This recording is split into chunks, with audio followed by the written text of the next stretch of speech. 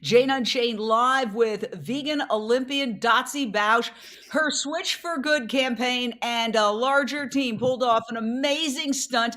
They actually punked Starbucks and the news media, essentially saying Starbucks had dropped its surcharge on non-dairy milk. It got picked up by a bunch of media outlets, and a lot of people said, hip, hip, hooray! They've stopped charging approximately 70 cents extra for plant-based milk. Take it away. What happened, Dotsie? Yeah, well, I like to title what we did brandalism, which I didn't make up that word, but that's exactly what it was. And I wish it was true too. And I feel bad for the people that, oh, it's so true, and then found out it's not. But it'll happen one day. But you use brandalism to help expose corporate greed or expose an injustice that is not getting covered, by the mainstream media or any media. So we use this to expose the inherent dietary racism that is embedded in a fair amount of Starbucks practices, but especially in their one to upcharge for plant-based milk, depending on where you are in the world, upwards of 70 to 80%. So, dietary racism, I get asked about quite often. It's not something that's just, in the everyday rhetoric, but it is literally a social construct that's built by, a racial majority that assumes the food the majority consumes affects other races and cultures in the same way, when it very much so doesn't. Let me get back to your stunt. Yeah. Because you punked Starbucks, you punked the news media. There's a video here that you released. Again, we're talking after the fact. This campaign, you've already done the reveal. No, unfortunately, Starbucks is not actually providing an equitable platform for plant-based milks. It's still charging more, but this is what you released as part of the punk. Let's play it. For over 50 years, Starbucks has strived to bring us closer together. But did you know that the milk we drink is tearing us apart? Yep.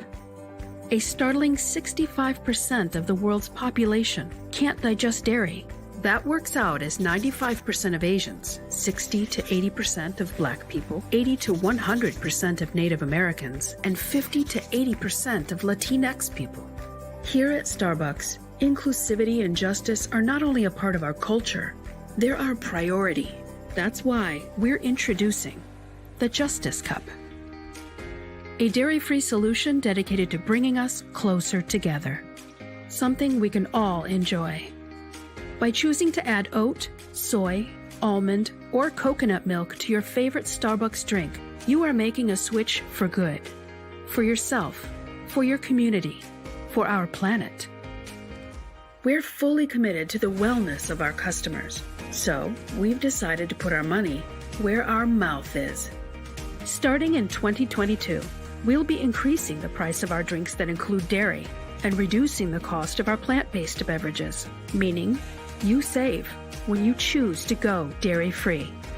So many of our customers around the world are lactose intolerant. Plant-based milks aren't a luxury, they're a necessity. Honoring the times we're in is one of our core missions here at Starbucks. It only takes one person, one Justice Cup, one neighborhood at a time to make meaningful change. And that change starts now.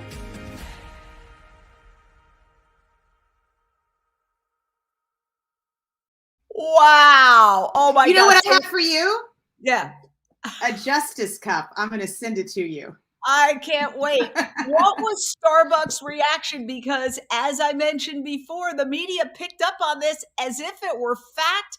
There were a whole bunch of articles that said basically Starbucks ends their non-dairy surcharge. How did Starbucks react to this? Yeah, well, as you know, this was last Thursday, and as you know, there was a big news out of Buffalo for Starbucks. So our press release went out at 7, and at like 7:15, all of this craziness ensued with Starbucks in Buffalo, New York. So part of it, I think, I don't know that Starbucks had the the energy to deal directly with us, but their higher ups, all VPs started calling Bloomberg and Business Insider and Food Insider and Plant-Based News to say, no, we're not doing this. That's not the case. And the following day, when people called Starbucks to continue to put the pressure on, they had a formed read from their customer service that explained why they charge more for plant-based milk. So it was a kerfuffle, and this is just the beginning of our pressure. So. Well, let me say this. Starbucks purports to be a progressive company, a company that has said it wants to help mitigate climate change. They're talking about compostable cups, and that's a part of their mission. Now, they've also actually admitted that dairy is their biggest carbon footprint contributor. I know. And so they've admitted that in their public statements. I put a quote in the intro to this video. So they're saying dairy is the biggest way we contribute to climate change, to climate destruction. And yet they continue to charge more for the alternative, which is plant-based milks. Yeah. How do they reconcile that? Yeah, I keep seeing that them just come forward with all this rhetoric and they never back it up. In March, they launched a Race Together campaign. Races in different races of people. And they literally thought they could start a national conversation about race relations by having people who come to Starbucks and the baristas just write "Race Together" with a Sharpie on their cup. There's never any bulk behind what they do. I just see, and it's same thing with dairy and the environment. They have literally admitted it. Yet they spend $750,000 last year lobbying money in Washington, mostly around dairy and cow's milk. So they just never seem to back up anything that comes out of their mouth. Have you been able to have a dialogue with them about the environmental impact of dairy, about the high levels of lactose intolerance globally? I mean, these are the two issues that would make a company progressive. Racial equality, inclusion, and climate change mitigation. And interestingly enough, plant-based milk promotion and equitable treatment of plant-based milk would go a long way toward accomplishing those two goals for this corporation. Yeah. Have you been able to reach them in any way, shape, or form? Can you leverage this into a sit down with the executives? Yeah, so we have reached them, and we haven't gotten to sit down for a good, thorough conversation. The way in is definitely through their board of the directors and becoming a shareholder. So we are in the midst of becoming a shareholder, so we have a seat at the table to eventually certainly force a conversation that they're gonna have to listen to, or at least behave like they're going to listen to it, which is their telltale. But well, it doesn't even, to me, this is just my opinion, and we invite Starbucks on anytime. We would love to dialogue with you, but it doesn't seem like good business. To me, the big takeaway from this is how quickly the news media just said, oh yeah, they're going to stop charging extra for non-dairy milk, for plant-based milks. Nobody said, oh my God, Starbucks. They were like, okay.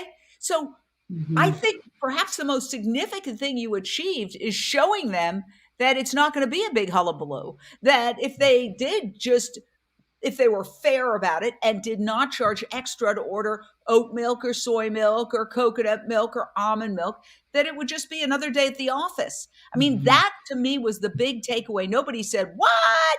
They just said, yeah, they're not charging any more for that extra. And then when you added that other little element, but they are charging more for dairy milk. Apparently, the news media just accepted that too. That part was a little unbelievable to me. So, yeah, that was surprising that they took that in as well. Let me ask you this. The news media found out you'd punked them. What happened then? Well, Starbucks started calling them. And so then they retracted the story immediately, and they wrote us, wonderfully nasty emails that I shared with you before we came on. One of them from Business Insider, the reporter was furious, and, I get it. You didn't do your research and you got punked. But he was like, we will not ever be covering Switch for Good again. And I said, oh no, that'll really suck, because you've covered us so many times in our good work and what dietary racism is and what's happening to the planet, what's happening to the animals, and what's happening to the people for the last 2 years. Right. Of course, they never have. So we won't miss their coverage. Oh my gosh. Yeah. Well, listen, congratulations. You pulled off quite a stunt. And again, we invite Starbucks on anytime. You know, we would love to dialogue, because I personally think it's a win-win for this company. From a profit perspective, the younger generation is switching in droves to plant-based milk. You want to stay current with the zeitgeist. And it reminds me of when a major automotive company back in the 90s had an electric car, killed it. And guess what? That was the beginning of the end. And all of a sudden, the Japanese automakers took over and came out with a hybrid. And now we're all playing catch up, trying to we could have all been driving electric vehicles. And that automotive executive ultimately said it was the worst decision of his life. It was a big mistake. So this resistance to change, if you're not always pivoting, every time I go on Facebook, every time I go on Instagram, it's always different. It's a little bit different. They're pivoting. This is a perfect pivot for Starbucks. Starbucks executives, if you're watching, and we will try to get this video, this is not something I think that is done out of anger. It's done out of trying to save the planet, trying to save human health. And guess what? Dotsie and her team are right. It's good for business. It's good for business. I got to tell you, I haven't been in a Starbucks in a long time. I have a Starbucks reusable cup, and I've been reusing it for 2 years. I've taken it before the pandemic to Europe. I've come back with it. I walk every morning with my Starbucks cup, but I haven't been in a Starbucks. Okay, I don't want to pay 70 cents extra for soy milk, oat milk, almond milk, or coconut milk. Yeah, no doubt, especially with inflation. I was at Pete's this morning, and there it's like $6.15 for a medium if you take in the upcharge. I mean, for a coffee, it's crazy. And I do want to say with Starbucks, dietary racism is very often an unconscious bias, right? So I think that might be the case here, although now they know better, especially after this campaign. But I don't think it was intended to be purposefully dietary racism. But you got to wake up, and you have to see that it is, and that they are feeding and supposedly, trying to enhance the health or the enjoyment of the majority at the expense of the minority. And so even if it is unconscious or you didn't mean to, it still is. And that's what they need to wake up to. You also have another video I'd like to play that talks a little bit about dietary racism. There is a lot happening right now. COVID, the fight for equal pay, racial tensions. But one thing we should not have to worry about is our coffee. Yet Starbucks is profiting off of dietary racism. What? Think about the upcharge you're required to pay for all non-dairy milks at Starbucks. They add a minimum of 70 cents to swap out cow's milk for soy, oat, coconut, and almond milks. Okay, but how is that racist? Within the United States, and in fact, worldwide, most people of color cannot digest dairy because they are lactose intolerant.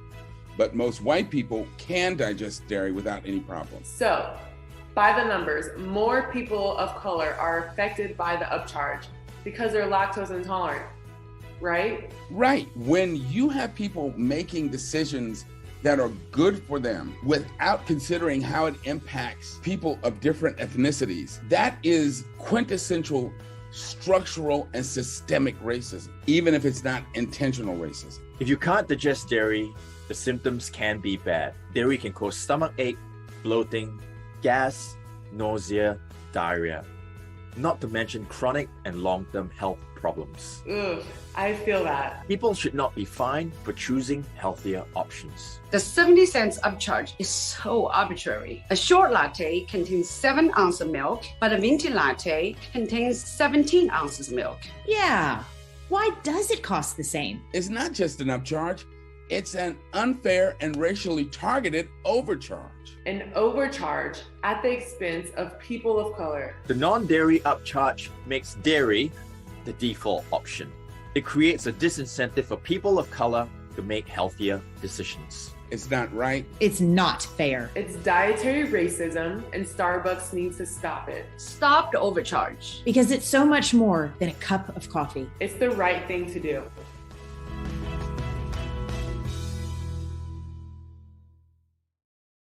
Well, I guarantee you somebody at Starbucks in the executive suite has seen that video. What do you plan to do next? I mean, you threw down the gauntlet. You had a successful punk campaign. Starbucks obviously knows about it because they contacted the media that bought the story and told them no. And then the media actually had to go out and issue retractions. I think I have one here, possibly. No, here it is. Starbucks is not ending its extra charge for plant-based milks. And it's funny because word spread so quickly. Somebody even told me, "Oh, I'm so glad Starbucks dropped their surcharge." I'm like, wait a second. No, they didn't. You've been punked along with everybody else. But what's next? And what's the big picture takeaway from what you did? Because I know you're a very good-hearted person. You are not going to do this just to make trouble. No, well, sometimes I do things to make trouble. This wasn't necessarily that. It was so much more. It was really an attempt to see this understanding and idea of dietary racism in the public consciousness. And with Starbucks, like I said, we'll have a seat at the table as shareholders, and we will be, targeting directly their board members. But it's so much bigger, in my opinion, and so much more important is the work that we're doing to end the fact that every single child in America, in the public school system, 51 million of them, have to take a cow's milk on their tray at lunch every day. And they don't have an option. They don't have another choice. And another choice, even if there were one, is not reimbursed by the government to schools. So that is 100% a major focus in Q1 and Q2 of next year. We've already started working on it. We started in the summer. We've met with 8 different Congress members because obviously the school lunch program is run by the United States Department of Agriculture, which that deserves a pause for concern right there, but it is. And so in order to change that statute so that children now would have a choice of soy milk, because the dietary guidelines deemed that nutritionally equivalent, as you know, in 2020, we have to put pressure, I guess I'll say, and we have to explain the issue to Congress because they are going to have to change that law. And we have had, I'm excited to say, 100% success rate with all the conversations we've had thus far. Every Congress member, after we explain the entire issue and what's going on, they're just flabbergasted. Many of them don't know. They're like, wait, what? Every kid has to take cow's milk. So it's a little disconcerting that a lot of our Congress don't know that that's the case, but it is. So that's our really big fight. And we are going to change that. Well, by the way, David Savage said, I just donated to Switch for Good for punking Starbucks with that wonderful video. Thank you. Switch for Good, We'll spend it wisely. Yes. And here is the website, switch4good.org. Well, look, the head of the USDA, the U.S. Department of Agriculture, is a former dairy industry trade group leader. So they've infiltrated government. I know. And the lobbyists, which include not just the dairy industry, but the pharmaceutical industry, because remember, a lot of people, and I would posit everybody on some level is allergic to cow's milk because we're not cows. Yeah. No, I'm not. There were some young twins, the Nelson twins, who were social media stars, who wrote a book about how when they gave up dairy and they went to a whole food plant-based diet, their skin cleared up and they had suffered from severe acne. So I think that this is a tremendous message, and everybody's suffering the ill effects of climate change. And Starbucks itself has admitted flat out, dairy is our number one contributor to climate change. Yeah, it's their number one problem, they said, as far as climate change goes. I know a lot of activist groups do get stock and they go to the shareholders meetings and they try to bring this up. Of course, Now they know that that you're going to try to do that. But That's fine. you think that, what's your prediction? I personally think, this is an idea whose time has come. It's ludicrous to charge extra for plant-based milks. It's discriminatory against people who enjoy, for whatever reason, plant-based milks. I feel discriminated against when I go in to a Starbucks and I've got to pay extra. I feel like, why are you targeting me? Like, what did I do that you're charging? Because I'm compassionate, because I don't want to hurt animals, because I happen to be plant-based?